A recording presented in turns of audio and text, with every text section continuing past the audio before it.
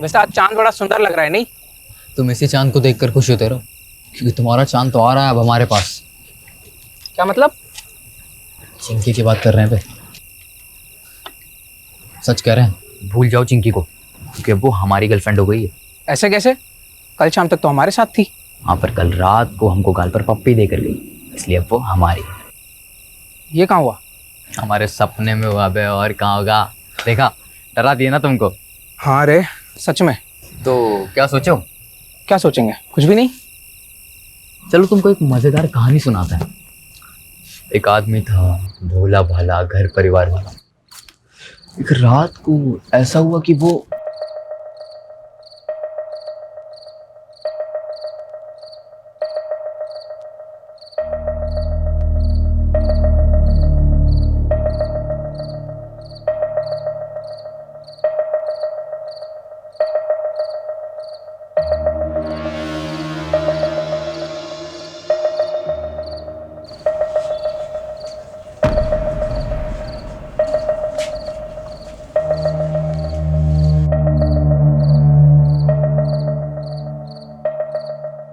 शमीम, ये इतनी रात को कहाँ जा रहे हैं? तुम सो जाओ ज़ेबा, जल्दी ही आ जाऊंगा। और इस थैले में क्या है? पानी की बोतल है, और क्या है। ज्यादा सवाल मत करो ज़ेबा, जल्दी ही आ जाऊंगा, तुम चुपचाप सो जाओ।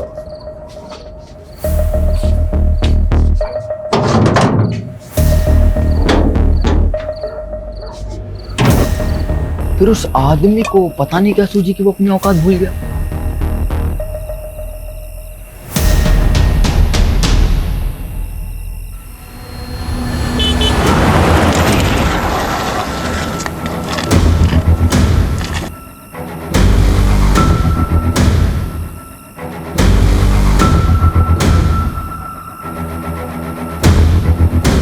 फिर क्या हुआ?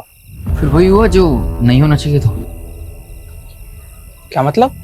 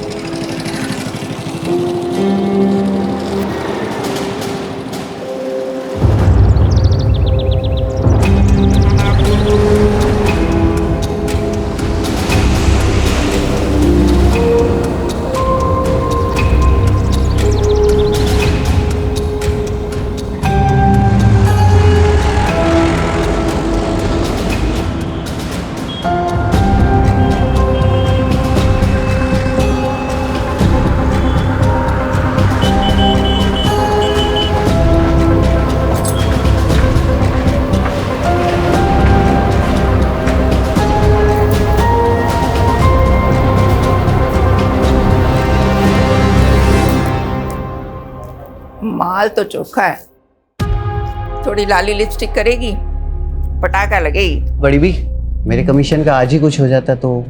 गुड्डू, जी बड़ी भी। इस कुत्ते का मुंह बंद कर, पैसे ठूस कर।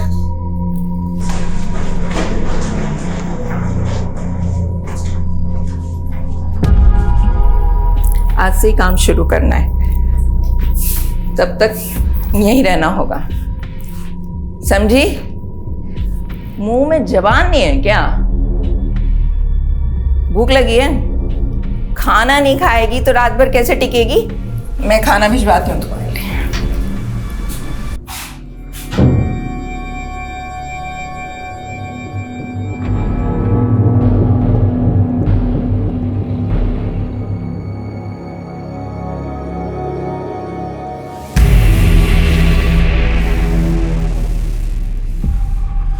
अरे कहाँ है? ए लड़की, कहाँ गई वो? वे कहाँ है वो?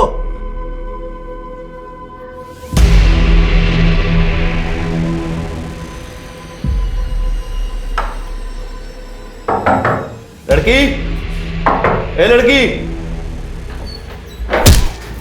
चल बड़ी भी, एकदम चुप। क्या हो गया? चल अंदर चल। कौन है तू? अब तेरा बड़े घर जाने का टाइम आ गया। यादव, शिला तो सेफ है, जल्दी से आ जाओ।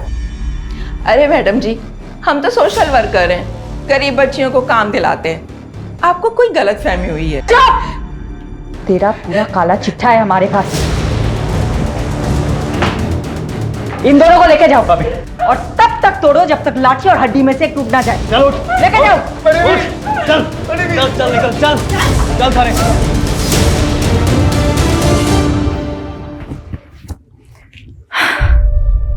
श्रद्धा बेटा, ठीक हो तुम? कुछ नहीं होगा तुम्हें, ओके? तुम सेफ हो। जल्दी से अपने मम्मी पापा के पास पहुंच जाओगी। डोमेस्टिक हेल्प सर्विस एजेंसी के नाम पर झारखंड, बिहार और नॉर्थ ईस्ट की लड़कियों को लाया जाता था और उन्हें डराकर, नशे की आदत डालकर प्रोस्टिट्यूशन में ढकेला जाता था। कौवा से वे अंडे, कोयला के लेवे। तू जलेबी ना तल चौधरी, सीधा बोल। बोलना क्या है सर जी, आप खुद ही समझदार हो। देखिए, मैंने अकेले ने कुछ भी नहीं किया है, ये एक टीम वर्क था। इस ऑपरेशन की सक्सेस के पीछे सबसे बड़ा हाथ सब इंस्पेक्टर अजय यादव का है। उनकी सूझबूझ और उनके खबरी नेटवर्क के सपोर्ट से ही हम इस गिरोह को पकड़ पाए हैं। Sub inspector Ajay Yadav, media को ब्रीफ दीजिए इस ऑपरेशन की। सर, ये ऑपरेशन की शुरुआत कब हुई? जी वो 7 महीने पहले कोची पुलिस के पास एक औरत ने मिसिंग रिपोर्ट लिखाई थी, अपनी बेटी श्रीलता की। उनका कहना था कि नौकरी का लालच देकर कोई उनको अपने साथ दिल्ली ले आया था। कितने समय से एक्टिव था उनका गिरोह? लगभग 1 साल से। और यहाँ से हमने 18 लड़कियों को रेस्क्यू किया, जिनको सेम मोडस ऑपरेंडी से ट्रैप किया गया था। हमने अभी तक एक ही गिरोह को पकड़ा है, जो भी इस रैकेट के साथ जुड़े हुए हैं। अब उन सबकी बारी है। ज़ेबा, फिक्र मत कर, समीम भाई जल्द लौटेंगे। राना खाला, जरा 1 मिनट। हाँ, क्या हुआ रकीब?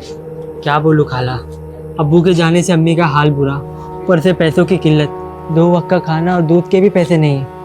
क्या करूं, किससे मदद मांगूं, कुछ समझ में नहीं आ रहा है। ये ले 1000 रुपये रख, और जरूरत पड़े तो मांग लेना। शुक्रिया खाला।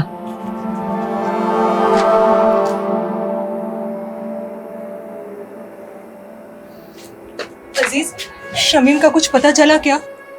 पुलिस ने कहा है कि वो पता लगाएगी शमीम का। वैसे मुझे नहीं लगता वो लोग कुछ करेंगे।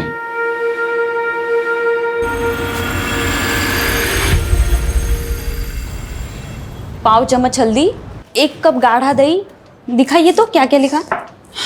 ये देखो। अरे मैडम, ये क्या लिख दिया आपने? मैंने 1 चम्मच लाल मिर्च और पाव चम्मच हल्दी बोला था, सब उल्टा लिख दिया आपने। अच्छा हुआ तुमने देख लिया, वरना पता नहीं मैं क्या कर रही हूँ।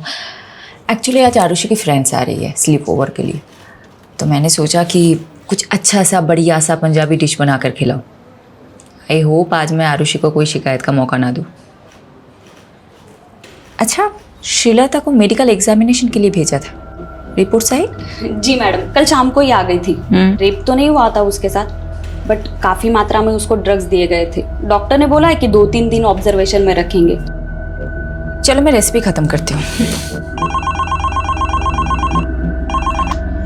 हेलो,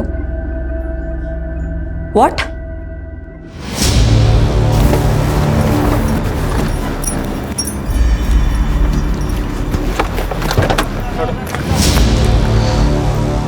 जैन मैम, लाश का चेहरा कुचला गया है, आइडेंटिफाई करना मुश्किल होगा।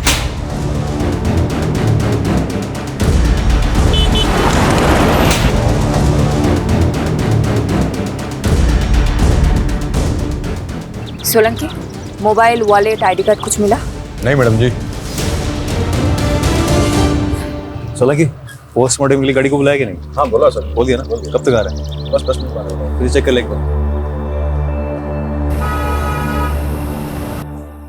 दी, देखो मैंने लाइट ऑन कर दी, कैसा लग रहा है? वेरी गुड रोहन, जब तू बड़ा होगा तेरे फ्रेंड स्लीप ओवर के लिए आएगा ना, मैं अभी चुपचाप लिविंग रूम में चली जाऊंगी। Living room? मैं क्यों जाऊँ लिविंग रूम में? एक ही रात की तो बात है रोहन।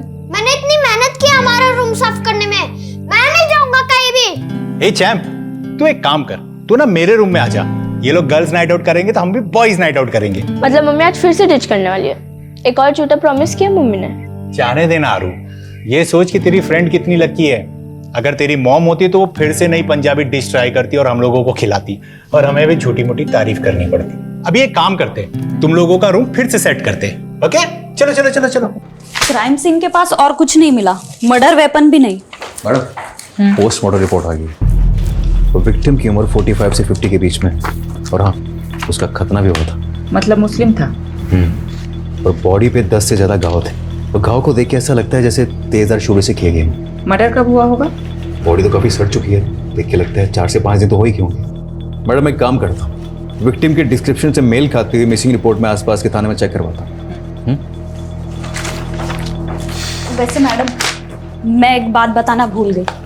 हॉस्पिटल से कॉल आया था, श्रीलता की हालत अब काफी बेहतर है। 1-2 दिन में डिस्चार्ज मिल जाएगा और परसों की ट्रेन है उसकी। पारुल, एक काम करना, कल तुम श्रीलता से मिलना। और ये लो, इस पैसों से उसे एक मोबाइल खरीद देना। और परसों तुम खुद जाना उसे स्टेशन छोड़ने। ओके? शेल्टर होम की केयरटेकर जाने वाली मैडम। फिर भी जाना है तुम्हें। यादव सर ना सही कहते हैं, आप हर केस को काफी पर्सनली क्यों ले लेते हो? जब तुम खुद माँ बनोगी तब समझ जाओगे। मैडम, किस्मत साथ दे रही है हमारा इस केस में। ओके। विक्टिम की डिस्क्रिप्शन से मेल खाती हुई मिसिंग रिपोर्ट हमें मिल गई। डिटेल्स बताना। डिटेल्स मैम, 6 दिन पहले नॉर्थ दिल्ली के निर्मल नगर थाने में शमीम खान नाम के एक आदमी की मिसिंग रिपोर्ट लिखाई गई थी। उम्र 45 साल, बीवी और बच्चे के साथ रहता था। बीवी और बच्चे का नाम क्या है? बीवी का नाम जेबा है और बच्चे का नाम रकीब।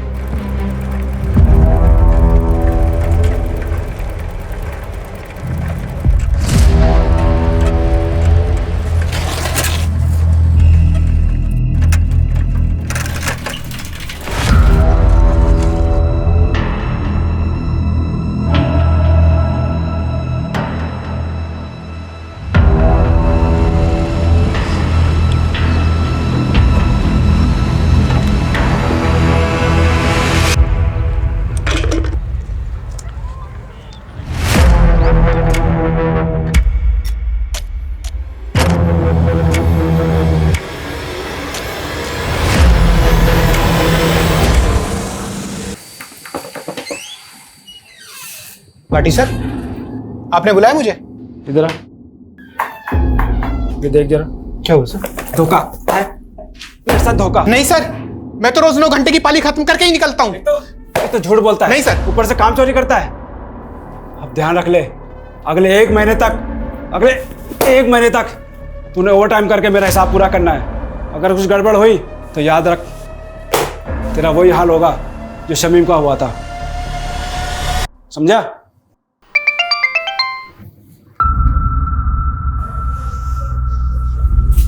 ये क्या है?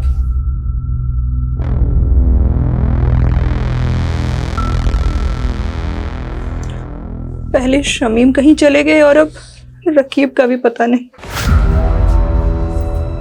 कुछ पता चला रकीब का? नहीं, लेकिन मैंने रकीब के कुछ दोस्तों से बात की। रकीब ने किसी को 1000 रुपए दे के बंदूक खरीदी है। रकीब बंदूक क्यों खरीदेगा? रकीब! रकीब! क्या हुआ बेटा? क्या हुआ? क्या हुआ रकीब? इसको खड़ा करो। क्या हुआ बेटा? रकीब, ये गाँव कैसे? और बंदूक क्यों खरीदी तूने? कुछ गलत किया है तूने? बोल बेटा, बोल। कहीं इन सब का ताल्लुक शमीम भाई के गायब होने से तो नहीं है? क्या जानता है तू शमीम भाई के बारे में?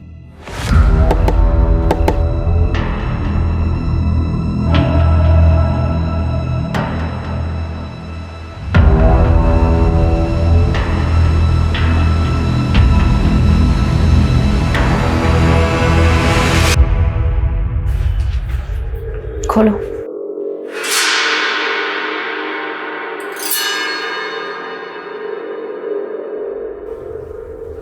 नहीं, ये मेरे शौहर नहीं है। ये शमीम भाई नहीं है मैडम। चलो ज़ेबा। रुकिए। सोलंकी। लाश पे ये कपड़े थे।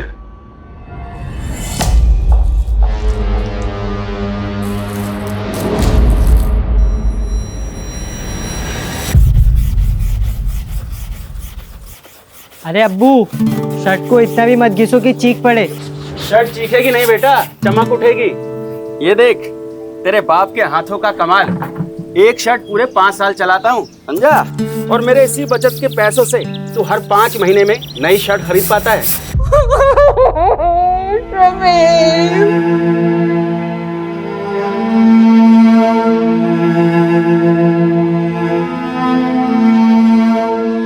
देखिए, मैं जानती हूँ ये सही समय नहीं है बात करने का, लेकिन शमीम की हत्या हुई थी और हत्या को 6 दिन हो चुके हैं। शमीम की किसी के साथ अनबन, झगड़ा, कुछ भी? ऐसा कभी कुछ नहीं हुआ था।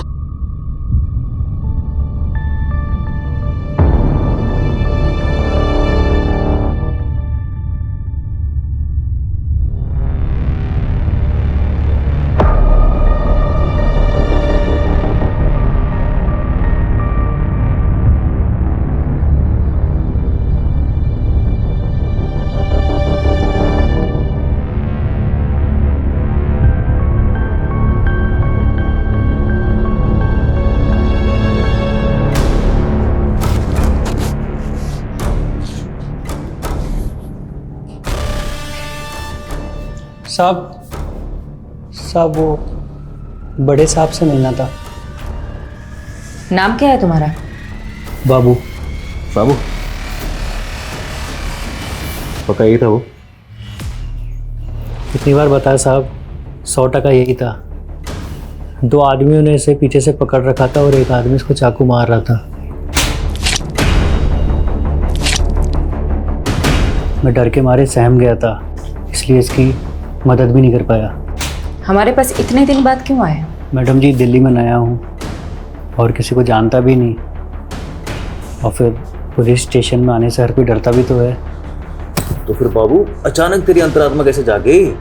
हाँ साहब, पेपर में पढ़ा कि इसका कातिल अभी तक नहीं मिला, तो मुझे ख्याल आया कि वो किसी का पति, किसी का भाई होगा शमीम, और उसे इंसाफ तो मिलना चाहिए ना। और मैम, मुझे किसी लफड़े में नहीं फंसना। बाबू, मेरी बात अच्छे से सुनो जी। इस शामीम को 3 लोगों ने maरा है। उनका हुलिया पहचान सकते हो? चित्र बनवा सकते हो? शक्ल तो याद है मुझे मैम, रोज रात को सपने में आते हैं तीनों कमीने।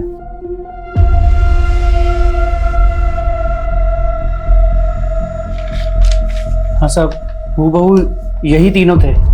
दीजिए यादव, सभी पुलिस स्टेशन में तीनों के स्केचेस भेज। एक भी मिल गया तो बाकी 2 अपने आप हाथ लग जाएंगे। मैं ये स्केचेस शमीम की फैमिली को दिखाती हूँ।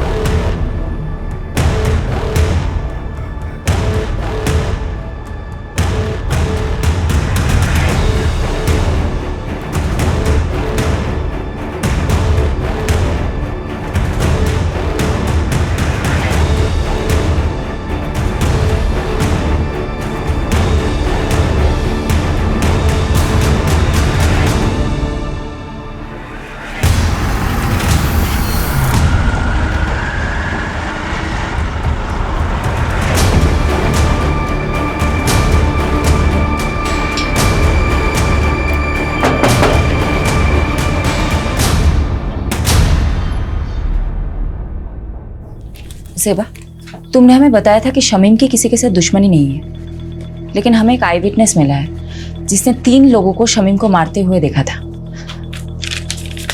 तीनों कुछ ऐसे दिखता है। मैंने इन्हें पहले कभी नहीं देखा।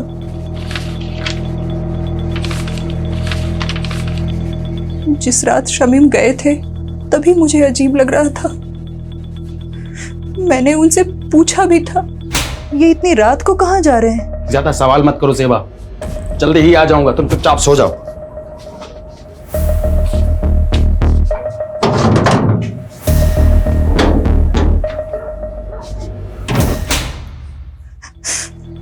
बस थैली लिए और चले गए। मैडम, ये बात मिसिंग रिपोर्ट में नहीं थी और ना ही कोई ऐसा बैग मिला क्राइम सीन पे। क्या था उस थैली में? शमीम ने बोला कि पानी की बोतल है। पर हाँ, जिस दिन से वो गए हैं मेरे घर से एक छुरा गायब है। ज़ेबा, तुम्हें कुछ भी याद है हमें बताना, ओके? जी। राकीब, तुम हमें कुछ बताना चाहते हो? ये चोटें कैसे लगी है तुम्हें? वो कल रात मेरे दोस्त करीम से लड़ाई हो गई मेरी। शमीम घर से छुरा लेके निकला था, कहीं ऐसा तो नहीं शिकारी खुद ही किसी का शिकार हो गया? हो सकता है मैडम। वैसे राकीब का घाव देखकर मुझे तो लगा कि वो जरूर कुछ ना कुछ जानता होगा। सख्ती से पूछे क्या? नहीं, माइनर है, कोई और तरीका आजमाना होगा। यादव कहाँ है? बोल तो रहे थे कि यही आएंगे, पूछती हूँ। काट दिया, कोई और एंगल टटोल रहा होगा। ये तो करता है वो। ये क्या? शमीन खान आपकी फैक्ट्री का वर्कर था। इन तीनों में से किसी एक ने उसको मारा हो सकता है।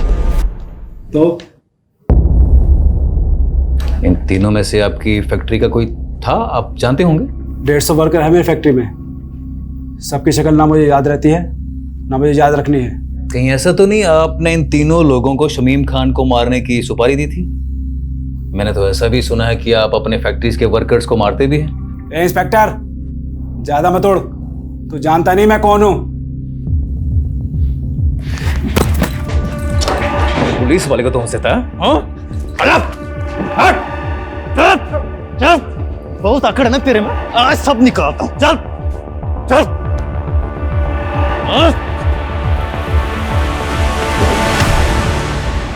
अगली बार घसीटता हुआ सीधा थाने ले जाऊंगा। दोबारा पुलिस के सामने इज्जत से पेश आना, समझा? चल।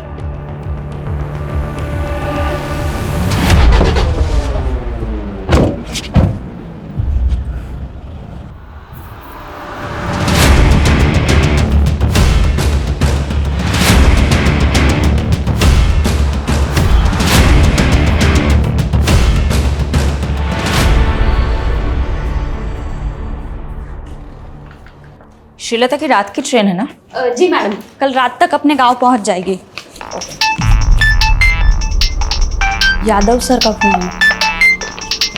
स्पीकर पे रखना।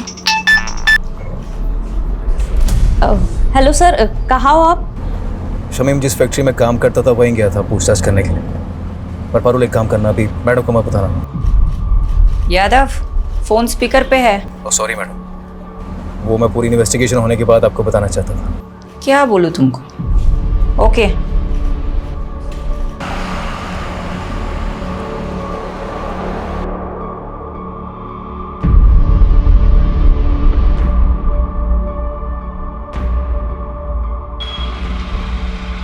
तो देखा क्या? हाँ सर, देखा सा तो लग रहा है।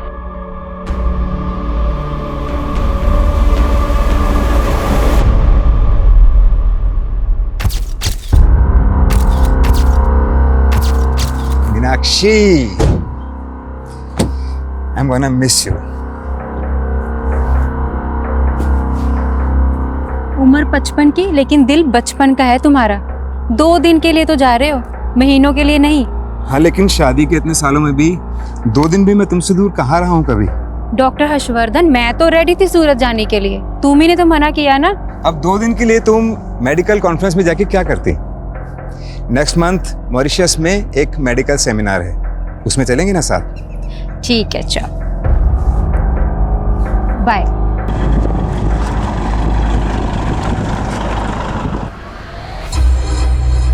दीपक, जरा अपना फोन देना। यो सर। हाँ, मैं बोल रहा हूँ, दीपक के फोन से बात कर रहा हूँ। दरअसल मीनाक्षी ने मेरे फोन में कोई स्पाई सॉफ्टवेयर इंस्टॉल कर दिया है मैं दीपक को भेजता हूँ तुम्हें पिक करने के लिए। Love you, bye. सर इसके बारे में मालूम चलते फ़ोन मारता हूँ मैं आपको। पता कर। अच्छा वो रकीब का बायोडाटा निकाला क्या? हाँ सर, पता किया ना सर। राकिब क्या छोटी सी उम्र में गलत लफड़ों में फंसा। भीमलाल नाम का एक बैटिंग माफिया है, उसके साथ जोड़ा। भीमलाला कहीं वही तो नहीं जो बेल से छूटने के बाद लॉटरी के धंधे में घुस गया? वही वाला सर। सर हुआ क्या, जब भी शमीम गायब हुआ ना, राफिक को सीधा शक भीमलाला पे गया और वो उससे मिलने चला। ए, क्या कर रहा है ये? पागल हो गया?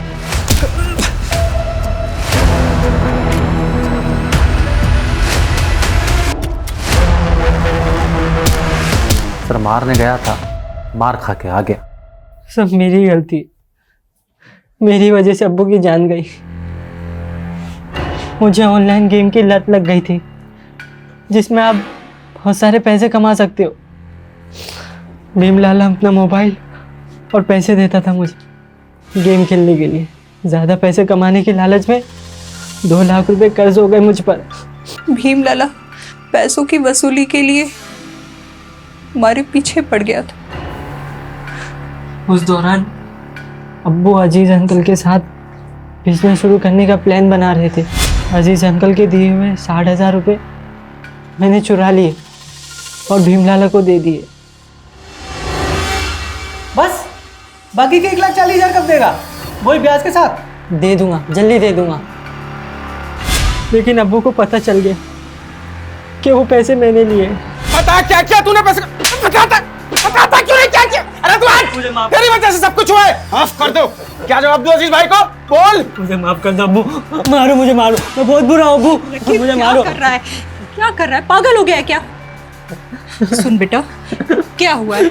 हाँ, हमें बता क्या हुआ है, हम कोई तरकीब निकालेंगे। बोल बेटा। लाला जी, मैं धीरे धीरे आपका सारा कर्ज चुका दूंगा। धीरे धीरे नहीं, जल्दी जल्दी। 15,000 रुपये महीना चाहिए मेरे को तेरे से। तू 15,000? पर लाला जी इतनी तो मेरी कमाई भी नहीं है, कहाँ से लाऊंगा मैं 15,000? ठीक है, हर महीने 5,000 रुपये, उससे 1 पैसा कम नहीं। अब्बू ने कई महीने तक पैसे दिए लेकिन फिर भी काफ़ी रकम बाकी थी। उसका ब्याज बढ़ता ही जा रहा था। क्या उस रात शमीम लाला को माने उसके घर गया था क्या?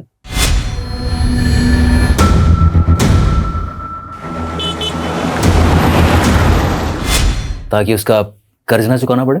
लगता तो ऐसे ही है मुझे, इसलिए मैं लाला से अब्बू की मौत का बदला लेना चाहता था। यादव, यादव, बस करो। कितना मारोगे? मर जाएगा ये। देखो लाला, ये बहुत जिद्दी है, इसलिए तुम्हारे लिए यही अच्छा होगा कि तुम सब सच बता दो, नहीं तो ये तुम्हें मारता ही रहेगा। मैंने नहीं मारा शमीम को, आप खुद ही सोचो। सोने का अंडा देने वाली मुर्गी थी वो, मैं उसे क्यों मारूंगा भला? क्योंकि शमीम तुम्हें मारने आया था, इसलिए तुमने अपने उन 3 साथियों के जरिए उसे मरवा दिया। मैडम, ये देखो। मैं इन तीनों को नहीं जानता। लगता है जैसे इसे मारने का शौक है, तुम्हें मार खाने का शौक है। ठीक है, करते रहो अपने अपने शौक पूरे। चलो चालू हो जाओ। बता, दे मेरा, बता। I will call you back. Deepak. जी मैम। साहब को छोड़ा है एयरपोर्ट? जी मैम, छोड़िए। रास्ते में कहीं रुके थे? नहीं तो मैडम, घर से सीधा क्लिनिक और फिर क्लिनिक से शाम को एयरपोर्ट। तो गाड़ी रोहिणी में क्या कर रही थी दोपहर को? कार का जीपीएस मेरे फोन से कनेक्टेड है, झूठ मत बोलना। क्या साहब की माशूका रोहिणी में रहती है? ये सब आप मुझसे मत पूछिए, मैं आपको इस बारे में कुछ नहीं बता सकता, प्लीज। दीपक, दीपक।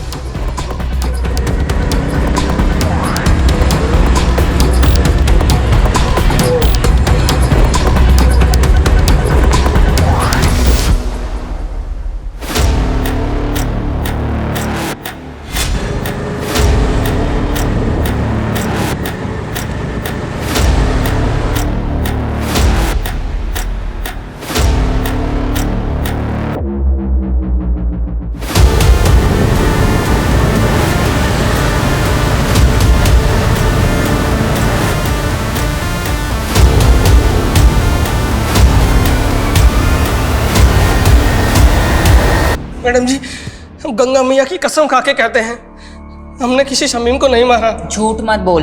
हमारे पास चश्मदीद गवाह है जिसने तुझे शमीम का मर्डर करते हुए देखा है, और तेरे साथ ये दोनों थे। कौन है ये दोनों? मैं नहीं जानता मैडम, और जब हमने खून ही नहीं किया है तो देखा किसने? सपने में। गुनाह कबूल करने में जितना टाइम लगाएगा ना, तेरे लिए मुश्किल उतनी ही बढ़ती जाएगी। मैडम जी, हम रिक्शा चलाकर गुजारा करते हैं और हमने आज तक कोई गलत काम नहीं किया है, और आप तो हम पे सीधा मर्डर का आरोप लगा रहे हैं। मैडम,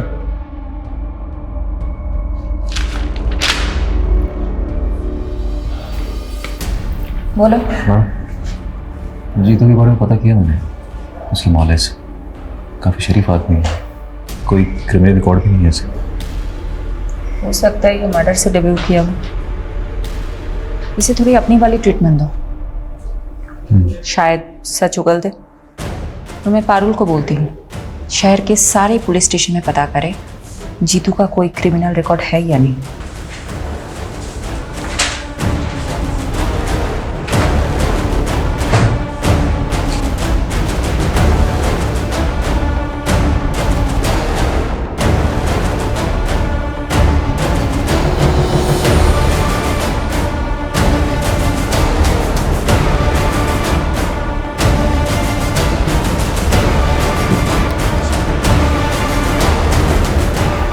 सर, यही है वो विभूति प्रसाद।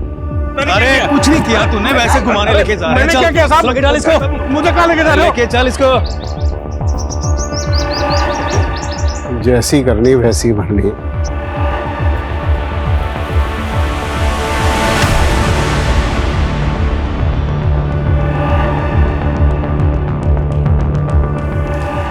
मैम, यही है वो आदमी जिसने उसको चाकू मारा था। और मैम इस वाले आदमी ने उसको पीछे से पकड़ा हुआ था। मैम, वो तीसरा आदमी मिला क्या? वो भी मिल जाएगा। मैम, मेरा कहीं नाम तो नहीं आएगा ना? फिक्र मत करो, तुम जा सकते हो बाबू। जी मैम। मैडम, विभूति प्रसाद एक नंबर का बदमाश आदमी है। कुछ महीनों पहले ये थाने में अपनी मिसिंग बाइक की कंप्लेंट करने आया था। सब रुकी सब यही करो शुरू। सर, ये झूठ बोल रहे हैं। हमने कोई बाइक चोरी नहीं की, बल्कि यही हमें परेशान करता रहता है। सब ये एक नंबर का झूठा है साहब। क्या सबूत है तुम्हारे पास? सबूत है हमारे पास, ये देखिए। ये आप ही का बेटा है ना? हाँ सर। बुलाइए इसे। साहब ये झूठ बोल रहे हैं, इनकी बाइक रास्ते में खड़ी थी, वो तो मैंने बस साइड कर दी। बाइक तो चोरी हुई है ना, और आखिरी बार बाइक के साथ आपके लड़के को देखा गया था, इसलिए पूछताछ के लिए इसे हमें थाने ले जाना पड़ेगा। चलो। मैडम, वो बाइक तो बाद में मिल गई, लेकिन कुछ दिनों बाद विभूति फिर से आया। आप मार डाला, देखिए ना, पता नहीं कौन से जन्म का बदला ले रहे हैं बाप बेटा मुझसे। ये क्या नाटक है विभूति? नाटक नहीं, अटैक हुआ मेरे पे, अटैक इसके बेटे ने किया साहब। सर, ये झूठ बोल रहा है। पहले भी इसने मेरे बेटे को फंसाया, अब दोबारा फंसा रहा है मेरे बेटे को। देखिए अनिल जी, डॉक्टर ने इन्हें एग्जामिन किया है और इसीलिए हम लोग यहाँ पर आए हैं। हमें आपके बेटे से कुछ पूछताछ करनी है, बुलाइए उसे। सर, वो घर पे नहीं है। आप अपना तलाशी लीजिए अंदर। वो घर पे नहीं है, मेरा यकीन कीजिए। ठीक है, वो जैसे ही घर पर आए भेजो उसे हमारे पास। जी। इन्वेस्टिगेशन से पता चला कि अनिल और उसका बेटा वाकई शरीफ आदमी है, लेकिन ये विभूति एक नंबर का सरफिरा है। ये विभूति उन लोगों को क्यों परेशान कर रहा था? दरअसल मैडम, ये अनिल और उसके बेटे की जमीन हथियाना चाहता था, वो भी सस्ते दामों में, और अनिल उसे बेचना नहीं चाहता था। बस तभी उसने ये ड्रामा खेला। कौन था तेरा तीसरा साथी? कौन तीसरा साथी? क्या कह रहे हो आप? देख विभूति, सीधी तरह बता दे, शमीम के खून में तेरे और जीतू के अलावा वो तीसरा बंदा कौन था? वरना बहुत पीटेगा तू। हाथ मत लगाना मुझे, वरना पूरे डिपार्टमेंट को कोर्ट में घसीटूंगा मैं। तू यहाँ से जाएगा तब ना। तुझे क्या लगता है झूठा केस फाइल करना सिर्फ तुझे ही आता है? हम भी कर सकते हैं। मैडम, फोन है आपके लिए। हेलो। शिफाली दी, मैं श्रीलता। श्रीलता, कैसी हो तुम? मैं ठीक हूँ, थैंक यू दीदी। ये लीजिए, अम्मा से बात कीजिए। मैडम, आप हमारे लिए भगवान, आपका बहुत बहुत थैंक यू। अरे आप मुझे थैंक यू मत बोलिए, आप बस अपना और श्रीलता का ख्याल रखिए, उसे खूब पढ़ाइए। मैं आपके टच में रहूंगी। जी मैडम। बाय। हाँ यादव बोलो। मैडम स्केच वाले तीसरे बंदे का पता चल गया, मैं घसीटते हुए उसे थाने लेकर आता हूँ, आप वेट कीजिएगा। बस बस बस यही है सर। यही है यही वाला सर। एक बार आप बंदे को देख लीजिए फिर दे दीजिए। क्यों, क्या हो? स्केच से शक्ल तो मिलती है ना? स्केच से शक्ल तो हूबहू मिलती है, तो लेकिन फिर भी मुझे डाउट हो रहा है सर। क्या मतलब, कोई डाउट है क्या? अब सर आप खुद ही देख लीजिए। क्या बकवास है ये? आप कह रहे हैं कि मैंने, डॉक्टर हर्षवर्धन ने एक फैक्ट्री वर्कर का कत्ल किया है, वो भी किसी सिरफिरे और ऑटो रिक्शा वाले के साथ मिलकर? देखिए डॉक्टर हर्षवर्धन, हमारे पास आपके खिलाफ सबूत हैं। आप जानते हैं हम किससे बात कर रहे हैं? देखिए, अब जो भी है, हम सिर्फ अपना प्रोसीजर फॉलो कर रहे हैं। ठीक है, तो अब मैं प्रोसीजर ही फॉलो करूंगा, और अब मैं नहीं, मेरा लॉयर आपसे बात करेगा।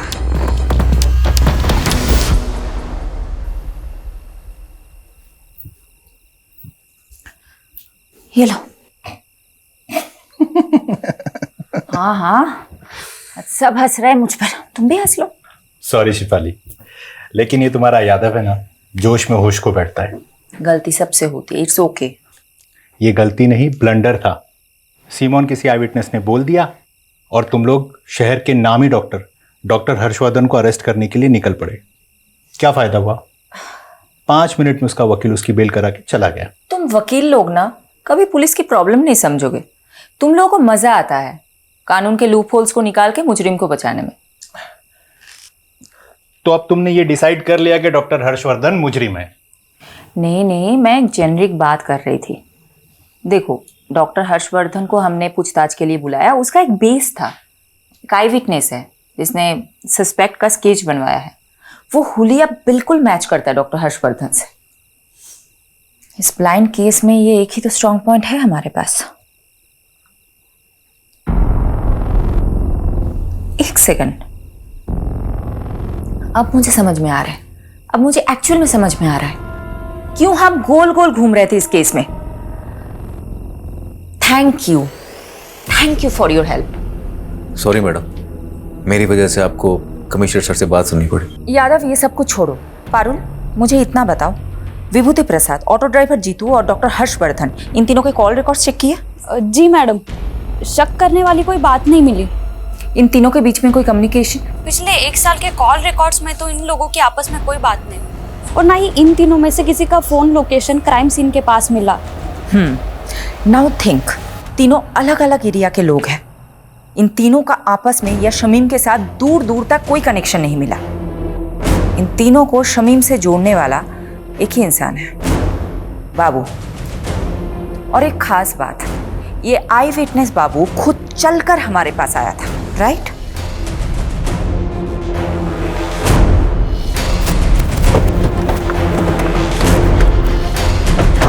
यादव,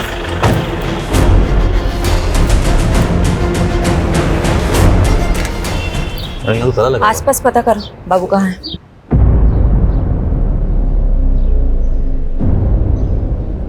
मैं बाद में बात करती हूँ। क्या हुआ? मैडम, आसपास पड़ोसी से बातचीत की मैंने, उनका कहना है कि बाबू काफी दिनों से गायब और उसका फोन भी बंद आ रहा है। मैंने ट्राई किया। मैडम जी, आप यकीन नहीं करोगे इस घर का मकान मालिक कौन है। मैडम, बाबू मेरे दूसरे वाले घर पर भाड़े पे रहता था। जब विभूति ने मेरे बेटे राकेश पर इल्ज़ाम लगाया ना, तो मैंने ही राकेश को बाबू के साथ में उस घर में रहने के लिए बोल दिया था, छुपा दिया था उसको। वो घर पे नहीं है, मेरा यकीन कीजिए। ठीक है, वो जैसे ही घर पर आए भेजो उसे हमारे पास।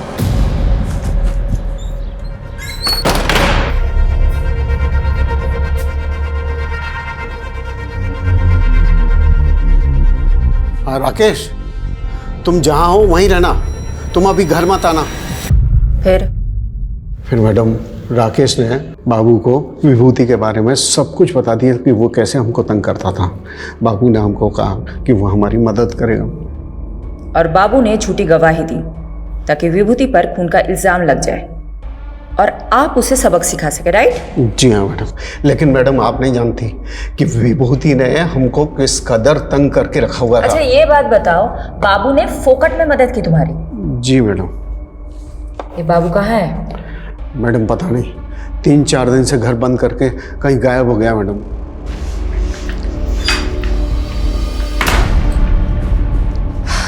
मैडम बाबू के खिलाफ लुकआउट नोटिस जारी कर दिया है। एक बात मेरी समझ में नहीं आ रही, ये बाबू अनिल की मदद करने के लिए मर्डर केस में झूठा बयान देने जितना बड़ा रिस्क क्यों लेगा?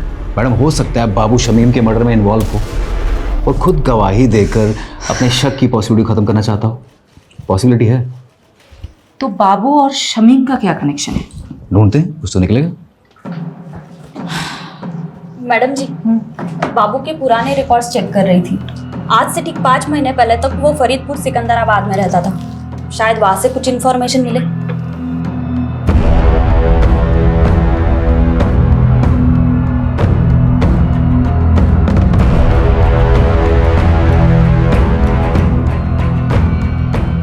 मैडम बाबू और बिलाल इसी गांव का रहने वाला था। 16 साल की उम्र में उसने अपने दोस्त की हत्या की थी।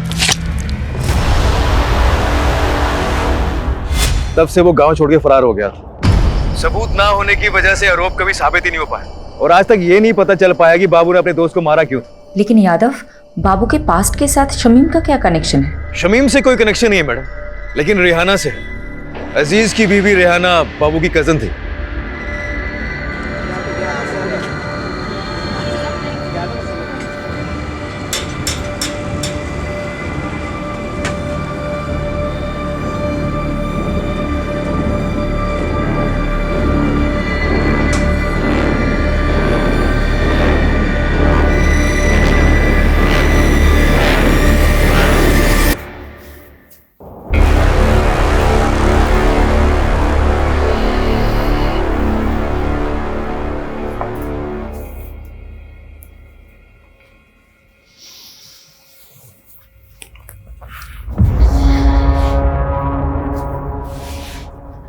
बस ज़ेबा, कब तक ऐसे चलेगा?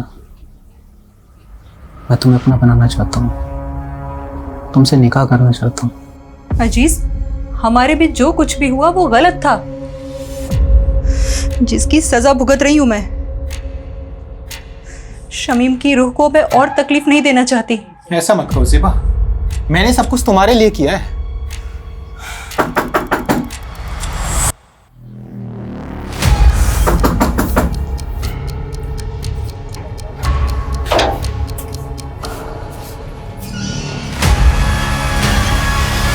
अजीज चल, अब आगे की खातिरदारी तेरी जेल में करते।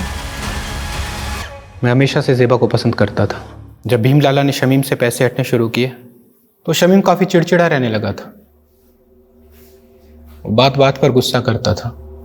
मुझे उसकी फिक्र होने लगी तो मैंने एक रोज़ ज़ेबा से बात करने का सोचा। अजीज, मेरी मुश्किलें तो ख़त्म होने का नाम ही नहीं ले रही हैं। रकीब की नादानी ने सब बर्बाद कर दिया। शमीम दिन रात काम करते हैं। मुझे कहीं ना कहीं अंदाजा था कि ये मसला पैसों का है।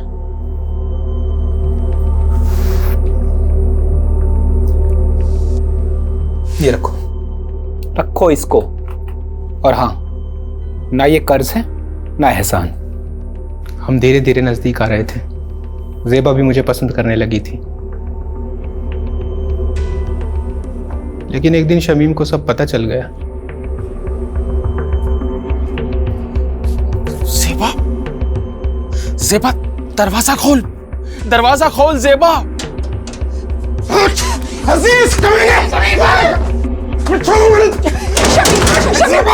शमीम, मुझे माफ कर दीजिए, मैं आपके हाथ जोड़ती हूँ। गलती हो गई शमीम, माफ कर दीजिए, हमसे बहुत बड़ी गलती हो गई, माफ कर दीजिए शमीम। उस दिन के बाद से सब खत्म हो गया था।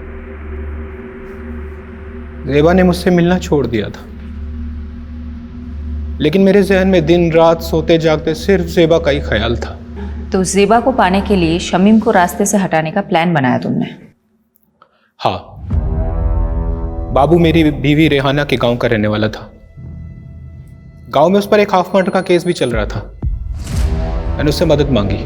वो 2 लाख रुपए के बदले शमीम का काम तमाम करने को तैयार हो गया।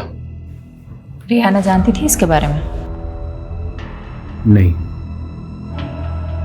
सारा प्लान मेरा और बाबू का था।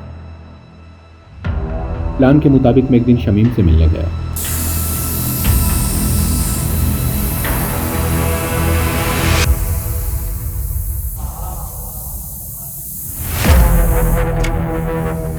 शमीम भाई,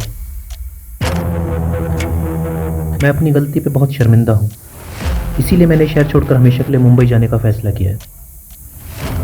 इसके बाद मैं अपनी शक्ल आपको कभी नहीं दिखाऊंगा। बस जाने से पहले दिल खोलकर आपसे बात करना चाहता था।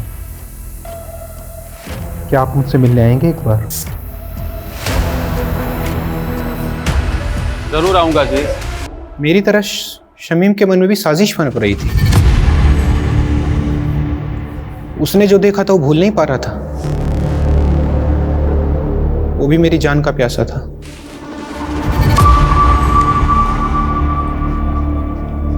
अरे शमीम भाई, बहुत बहुत शुक्रिया आप आए, सच बहुत खुशी हुई। और अब अफसोस होगा कमीने, छोड़ूंगा नहीं। तूने मेरे साथ गद्दारी की। माफ करना शमीम भाई, लेकिन ज़ेबा सिर्फ मेरी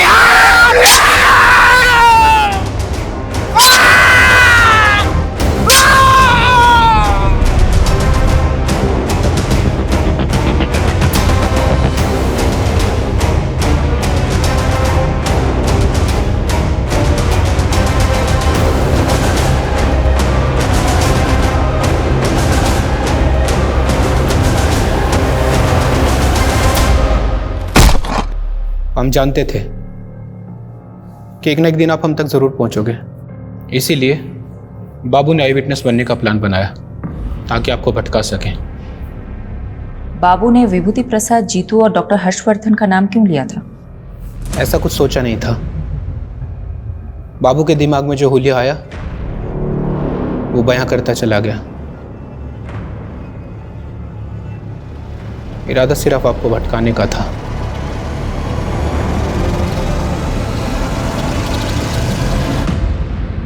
वाह मॉम, खाना बहुत अच्छा बना है। थैंक यू बेटा।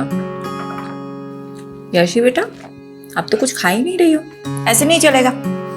ये मैंने स्पेशली तुम्हारे लिए बना, खा लो। ये लो, थोड़ा खा लो। मुझे तो लगा था हमारी शायद फ्लॉप होने वाली है, ये तो हिट हो गई।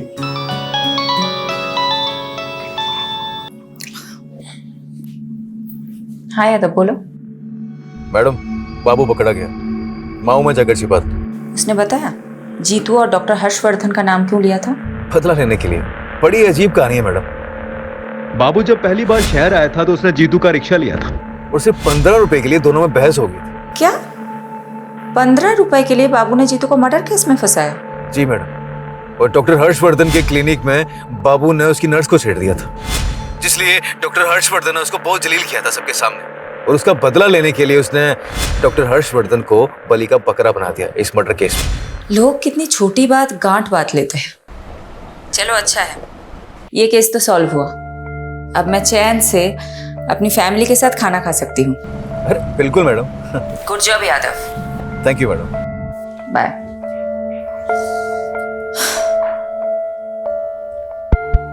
अच्छा सुनो, तुम सब कौन सी मूवी देखोगे, एक्शन या कॉमेडी? Action movie. चलो चलो, खाना खत्म करते हैं, आ जाओ।